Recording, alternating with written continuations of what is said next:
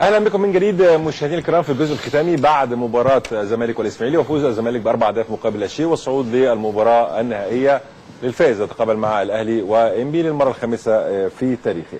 كابتن علاء ميهوب، عايز اعرف تقييمك لحسني عبد ربه في طوال 90 دقيقه. لا، من المرات القليله جدا شفت فيها حسني، وزي ما يعني برضه جنوب حسني ان حسني ما فيش لعيب، ما فيش بسقف لوحدها. حسني ما قدرش يعمل حاجه في وسط الناس دي. الناس كلها يا اما جديده يا اما الناس كلها بعيد جدا عن الملعب، هو مش ظاهر. وبعدين حسني انا يعني مصمم على حاجه، حسني مش من نوعيه اللعيبه اللي يلعب بظهره.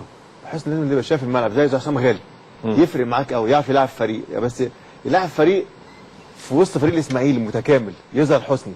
طبعا هو قيمه كبيره جدا، لكن النهارده مش موجود حسني، لان النهارده فريق الاسماعيلي كله مش موجود يا كابتن تامر. مفيش تواجد اسماعيلي النهارده، حتى ولا تواجد دفاع ولا حتى في الناحيه الهجوميه كنا بنشوف في حاجه بتعمل في الاسماعيلي. كل لاعب زي ما قلنا عشوائي، كله يعني كل اعتماد ان كل ما الوقت يعدي، حتى لو دخلت اكسترا تايم، لو دخلت ضربات جزاء يبقى كويس، لكن حاجه النهارده موجوده في الملعب مش موجوده، لان التشكيله نفسها مش تشكيله ناس الاسماعيلي دي.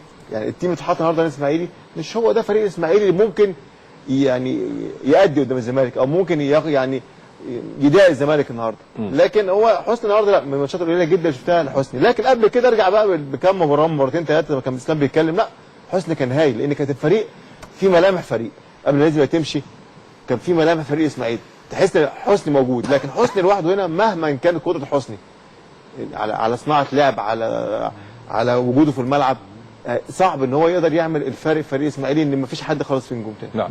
كابتن احمد، نادي الزمالك محتاج صفقات تانية ولا خلاص كده انتهى موسم الصفقات بالنسبه لنادي الزمالك؟ لا، ممكن يكون محتاج راس حربه زياده بس للطوارئ. النهارده باسم مرسي طبعا برغم ان الزمالك توارث عليه اكتر من واحد السنه اللي فاتت، لكن باسم مرسي هو اللي اثبت هو اللي راس الحربه الاساسي لنادي الزمالك. ما يمكن يعني حتى في انعدام ثقه من التصريحات المسؤولين في النادي ومن الجماهير انه ممكن يمشي، لكن المقابل المادي السنه زي ما احنا اتفقنا ان هو مش راس حربه صريح. لا، ولازم محتاج مساحات واسعه. يعني يقدر النهارده ما يقدرش وسط مثلا لما فريق بتلاعب نادي الزمالك مضغوط قافل ورا ومقفل وبراجع نص ملعبه، السله مش هياخد المساحه اللي هو بياخدها، لان السله اللي بيجي له الكوره السله تحت ضغط بيبدا يجيب نص الملعب يجي له واللعيبه اللي ورا اللي يجيبه، فيبدا الشكل الجماعي بتاع الفريق يظهر. فممكن يكون محتاج واحد راس حربه افريقي مميز غير ميكو. وميكو يرحل؟ يرحل طبعا، ما انا ماشي من معروف يوسف من الناس الاساسيين جدا في نادي الزمالك، واثبت دور كبير جدا من العناصر الاساسيه في الدوري المصري، ولعيب لسه صغير في السن واداؤه بيتطور يوم عن يوم. نادي الاسماعيلي كابتن اسلام يعني محتاج صفقات اخرى غير الصفقات اللي ابرمها، محتاج راس حربه تاني، محتاج لسه متواجد شريف عبد الفضيل، لسه سامح عبد الفضيل متواجدين بالنسبه لقلبي الدفاع، هل محتاج ظهير ايسر اخر؟ محتاج وسط الملعب اعتقد بالنسبه للاسماعيلي مكتمل، عنده محمد فتحي واحمد جمال، لسه في الوحش متواجد، لسه عماد حمدي كان متواجد على دكه البدلاء. هل محتاج لعبه اخرى مع بناهيني تحت راس الحربه؟ يعني طبعا لان النادي الاسماعيلي اذا كان يريد ان ينافس على بطوله الدوري العام وبطوله كاس مصر السنه القادمه، اعتقد ان هو محتاج مجموعه من اللاعبين. المشكله بقى مين اللي يختارهم؟ بس مين؟ لسه كنت هقول لك، يعني انت خدتها من على لساني. انا دلوقتي مجلس اداره، انا مش عارف الوضع القانوني، لان انا مش عارف على انهي ماشيين احنا، على انهي لائحه في قديمه، لائحه الكابتن طاهر ابو زيد ولا لائحه الاستاذ عمرو فاروق ولا لائحه المهندس خالد عبد العزيز. انا مش فاهم، فانا ما اعرفش هل مجلس اداره الاسماعيلي هيكمل ولا مش هيكمل، مين هيستكملهم ولا هيمشيهم ويجيب غيرهم، ولا ايه اللي هيحصل بالظبط. يعني عارف اللي هو ايه. طب اللعيبه، انا لسه كابتن احمد بيقول لي وكابتن بيقول لي يعني طب ايه اللي هيحصل في الفتره اللي جايه؟ مش عارف، انا مش عارف ايه اللي هيحصل الفتره اللي جايه. مجلس اداره لو صح الكلام على ان هذا الثلاثي استقال بالفعل ولم يتراجع احد منهم في استقالته خلال الفتره اللي جايه تحت ضغوط معينه او اي شيء معين، هتبقى النادي الاسماعيلي مين اللي هيختار اللعيبه؟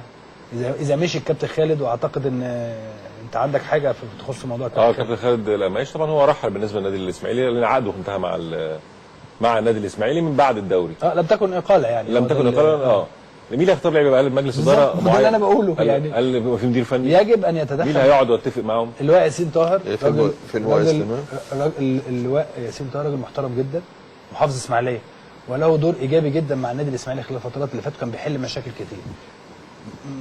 وزير الشباب والرياضه مع احترامنا لازم للست اللي هو مع احترامنا لوزير الشباب والرياضه، مين اللي يختار؟ انا عايز مراكز، مين اللي يقدر يقيم اللعيبه دي عشان تيجي نادي اسماعيلي؟ فين خلاص انت لا تدخل يعني انا عايز خلاص عايز الكابتن بكرة. علاء، عايز الكابتن اسلام، عايز الكابتن احمد بكره سليمان. خلاص، بكره بعد بكره يعني على الاقل المفروض يكون اتفقنا على صح ولا انا يعني ده صح، احتياجات صح. الفريق مين اللي يختارها؟ مش عارف. يعني السيد المحافظ يختارها ازاي ولا الست لا الوزير لا يختارها ازاي؟ انا بقول لك لا، هم ملوش. مش هم اللي يختاروا، مش هم اللي يختاروا، هم يتدخلوا بقى لحل الموضوع حل الموضوع عشان الناس الاختيارات. تختار. وده ايه ده لازم النهارده يعني. طب انا اسال سؤال بس يا كابتن حاجة اسلام غريبة يا جدا. تامر. هل هزيمه النهارده النادي الاسماعيلي 4-0 من نادي الزمالك تؤدي الى انهيار نادي زي دوت، ولا مجلس اداره ولا جهاز فني؟ ده بيبين ان المنظومه في مصر محتاجه اعاده تاهيل تاني.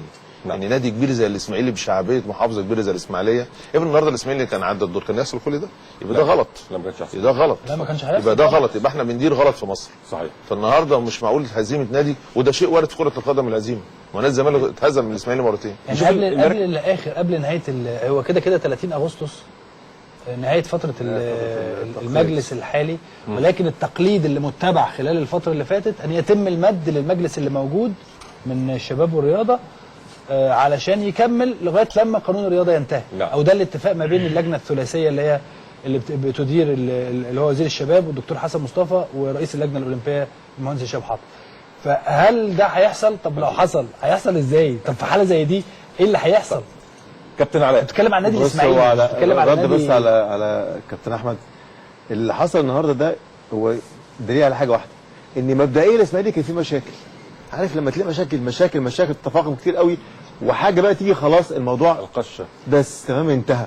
هو النهارده هزيمه الاسماعيلي من الزمالك خلاص بقى كله المشاكل انفجرت خلاص. ده كان امل. يعني فاهم حتى من فتره بقول لك انا بتكلم مع اسلام من فتره، احس مفيش استقرار مع خالد قماش، مفيش استقرار في مجلس اداره. طب ما لعيبة. كل ده واللعيبه، فانت بتتكلم في ايه يا تامر؟ هي اصلا مش كلام، دي منظومه كبيره جدا كابتن احمد دايما بيتكلم عليها، مش لعيبه بس، مش اداره بس، مش مدير فني بس، منظومه متكامله. اعتقد لازم المشكله الرابعه اعتقد او كتير. لا اول مشكله كانت مشكله ميدو اعتقد من بدايه الموسم. من سنه، كويس؟ من اول من اول سنة. موسم ادي مشكله، فاهم؟ وبعدين مشكله ورا مشكله خلاص. دي منظومه كامله، لازم استقرار مجلس اداره، استقرار مدير فني، استقرار فريق. هو ده اللي يديك في الاخر نتيجه انت تدور عليها الوقت. والثلاثه مش موجودين. والثلاثه مش موجودين في الاسماعيلي يعني جداً. للاسف. على يعني الواحد بيتكلم ومتضايق ان الاسماعيلي ده نادي كبير جدا، لكن للاسف مش موجود.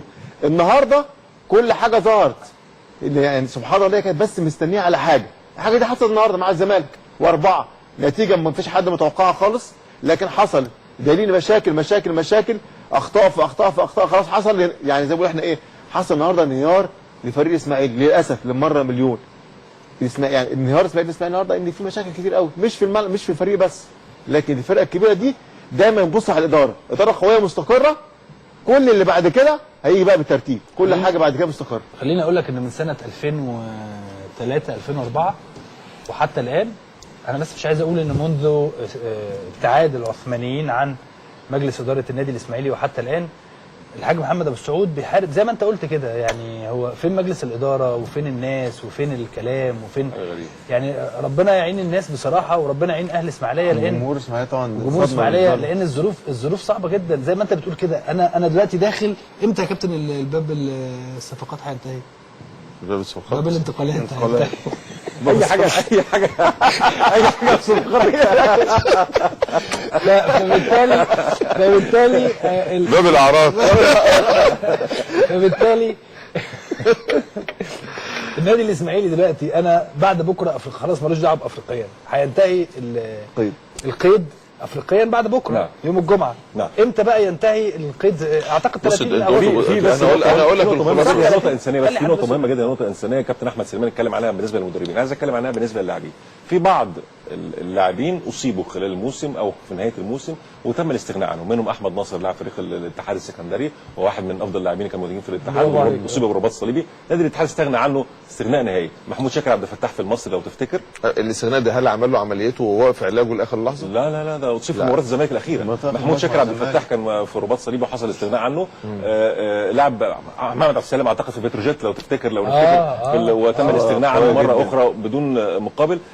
برضه ما فيش اللي بيجيب حق اللاعبين للانديه بتاعتهم المتواجده، مش شرط مدربين كمان، حق الانديه، ودي المفروض على رابطه الانديه المحترفه او او يا فندم انت حضرتك بص، يعني انا قلت ايه، في اتحاد الكره اللي جاي 4 سنين، خلي عندك بقى شخصيه، ولا في انتخابات خلصت؟ لان انا عرفت ان احمد ناصر دلوقتي تم الاستغناء عنه من نادي الاتحاد. طيب يبقى النهارده بقى اتحاد الكره اللي جاي اللي هو الناس اللي داخله الانتخابات، تيجي النهارده مجلس اداره تعمل الحقوق، حكام، لعيبه، مدربين، اداريين، كل شيء، منظومه كامله، وفي ثواب وعقاب، لازم يبقى في نظام وفي رابط. الفتره اللي جايه شيء مهم جدا للكره المصريه عشان ما يحصلش اي ضروب، حتى الجماهير لازم يكون ليه ضوابط ونظام للجماهير. النهارده ايه العلاقه بين المدرب والنادي؟ يجب ان تحترم. وبين النادي والمدرب، العلاقه بين اللاعب وناديه يجب ان تحترم ويتحط في عقد محترم. اصابات اللاعب، لو عقده مثلا صاب كذا بياخد نسبه كذا، الكلام ده كله. واتحاد الكره يفصل، وملزم لازم اتحاد الكره الفتره اللي جايه يبقى اقوى من الانديه، والايام اللي جايه دي هتبان ان الانديه اقوى. اتحاد الكره في قرار كده بقول لك عليه بيني وبينك. خليني ارجع بس اقول حاجه سريعه جدا في النادي الاسماعيلي برضو. هو كابتن خالد القماش قدم استقالته، او يعني عقده انتهى زي ما حضرتك بتقول. طيب مين اللي هيبدا فتره الاعداد مع اللعيبه؟ هل الجهاز مكمل ولا مش مكمل؟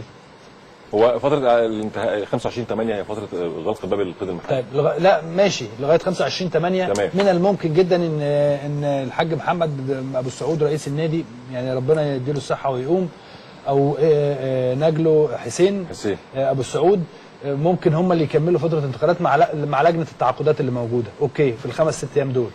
ولكن طب مين اللي هيجيب المدير الفني؟ طيب الجهاز ده شغال هيكمل ولا مش هيكمل؟ الجهاز بقيه الجهاز، كابتن ايمن الجمل، كابتن سعفان، كابتن يعني هو ممكن اعضاء مجلس الاداره هم يجيبوا جهاز الفني، والجهاز الفني هو اللي يجيب اللاعبين بدوره. صح ولا لا النهارده برضه يعني الجهاز يعني لو عايزين بقى حل، نقول حلول النادي الاسماعيلي. هل المجلس مستمر؟ يبقى اللي هم الاثنين يبقوا مستمر، ما كانش مستمر مين هيستمروا؟ انا بقول مثال، لو القانون بيسمح. لا القانون لا يسمح. يعني الله خلاص. بص الله اعلم. والله ما اعرف. يبقى النهارده المحافظ او اللي هو بص لازم النهارده النادي الاسماعيلي نادي كبير. نادي الاسماعيلي نادي كبير، يبقى لازم النهارده المحافظ يبدا يجيب رئيس وزير الشباب. انت عايز لا هو بيدي سلطه للمحافظين في الانديه، في اللي هي المحليين يعني، تمام؟ يستكمل يعني هو اللي يديله القرار، هو يعني بدي تفويض للمحافظين في ادارات الانديه، هو اللي يقدر يتصرف معاهم ويحاسبهم حاجات زي كده. يحاسبهم بس مين اللي يستكمل؟ وبرضه يشيل ويحط. ما هو النهارده يجيب الحاج محمد ابو السعود، انت عايز تستمر هتقدر توفر امكانيات النادي؟ طيب انا خلاص هعمل لك قرار تعيين زي ما حصل مع النادي الاهلي في وزير الشباب، عشان ده نادي الاسماعيلي، وفعلا وزير الشباب خلص بسرعه موضوع النادي الاهلي. تعالى عايز تستمر، تعالى مين مجموعتك المتناسقه اللي تبقى معاك؟ 1 2 3 4، تمام؟ ويجي النهارده من اول يوم معاه من لجنه فنيه محترمه، ويجي واحد زي ابناء النادي مين مع الجمل، تعالى الجمل الفتره لغايه اما اختار. نادي الاسماعيلي خد بالك الانتقالات بنسبه 80%، اللعيبه المميزه في الدوري المصري في الانتقالات انتهت. نادي الاسماعيلي يدور على 3 افارقه محترمين. الذي يفرق في الدوري القطري والدوري الاماراتي والدول العربيه مش اللعيبه المحليين، ال3 المحترفين. نادي الاسماعيلي على الدوري المحلي دلوقتي صعب جدا ان يلاقي لعيبه مميزه، لان اللعيبه مميزه مش، انا بوديك حل النادي الاسماعيلي اداريا وفنيا، ان يختار 3 محترفين على مستوى عالي حتى لو بفلوس كويسه هيعملوا الفارق شويه مع فريق النادي الاسماعيلي، لكن المحلي مش هيلاقي اكتر من الموجود عنده. يعني النهارده خلاص لو عندك واحد في الاتحاد مش هسيبه. طب مش عندك واحد في مصر مش هسيبه. اللي محتاجه الاسماعيلي ايه؟ المراكز اللي محتاجه اتفضل يا كابتن. كتير قوي طبعا. انا بقول ايه قول لي كتير يعني كتير. ده بص انت 8 لعيبه من 11 8 اذا ما كانوش 11 عايز محتاج تدعيم كتير جدا. وانا متفق مع احمد ان لما تيجي تبص دلوقتي يعني سيبك مشاكل مجلس الاداره والترتيب اللي انت قلته ده طبعا، لكن انت فين اللعيبه انت ممكن تدعم بيها؟